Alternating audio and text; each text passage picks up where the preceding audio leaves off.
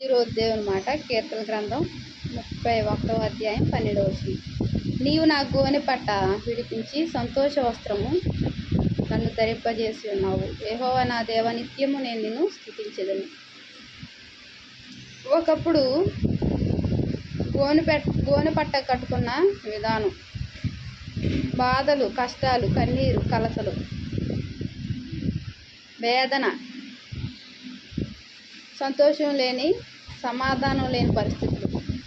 ఎప్పుడైతే దేవుడు మన జీవితంలోకి వచ్చాడో, మనల్ని ఆహ్వానించాడో, ఆయన సన్నిధిలో కనబడే వారంగా చేసుకున్నాడు. అంత మాత్రమే కాకుండా గోనె పట్టను విడిపించి సంతోష వస్త్రమును ధరింపజేశాడు. సంతోష వస్త్రంతో పాటు మన సమాధానాన్ని, సంతోషాన్ని, ఎప్పుడైతే ఆ సంతోష వస్త్రం మన ఒంటి మీద ఉందో, అదృశ్యమైన ఆ వస్త్రము దేవుడు ధరింపజేశాడు. మన జీవితంలో అన్ని విషయాలు, అన్ని వేళల్లో సమాధానం ఇస్తూ, మేళ్లతో నింపి, మనల్ని ఎంతగానో సంతృప్తిపరుస్తూ, సర్వసమృద్ధితో పోషిస్తూ నడిపిస్తున్నాడు దేవుడు. యెహోవా నా దేవ, నిత్యం నేను నిన్ను స్తుతించెదను. మరి దేవుడు చేసిన గొప్ప కార్యాన్ని బట్టి మనం ఏం చేయాలి? నిత్యము స్తుతించాలి.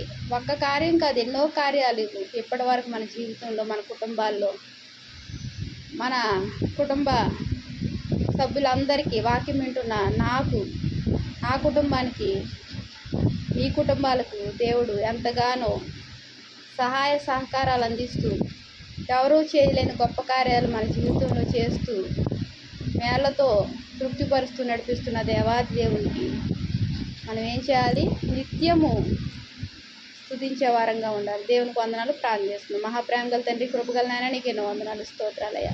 ఒకప్పుడు గోనె పట్ట కట్టుకున్న విధానం అయ్యా తండ్రి, నీ నుంచి దూరం అయ్యి ప్రభు నాయన తండ్రి, నాయన ఇచ్చే సమాధానం పొందలేక ప్రభు తండ్రి, నీకు లోబడక దూరంగా ఉంటూ ప్రభు అసమాధానం, అసంతోషము తండ్రి, అన్నిటినీ ప్రభు నాయన సరిచేసావయ్యా. ప్రేమించావు, సమీపంగా చేసుకున్నావు. గోనె పట్టను విడిపించి ప్రభు సంతోష వస్త్రమును ధరింపజేసి, అన్ని వేళల్లో, అన్ని విషయాల్లో తండ్రి నాయన నీ బిడ్డలమైన మాకు సమాధానాన్ని ఇస్తూ నడిపిస్తున్న దేవానికి ఎన్నో వందనాలు, స్తోత్రాలయ్యా. వాక్యం వింటున్న ప్రతి ఒక్కరిని ఆశీర్వించి, దీవించి, నీ దీవులతో నింపుతున్నందుకు వందనాలు చెల్లించుకుంటూ, ఆ ప్రభుని ప్రియరక్షకుడు యేసుక్రీస్తు వారి నామంలో అతి వినయంగా బ్రతిమలాడి వేడుకుంటున్నాను తండ్రి. ఆమేన్. ప్రైజ్.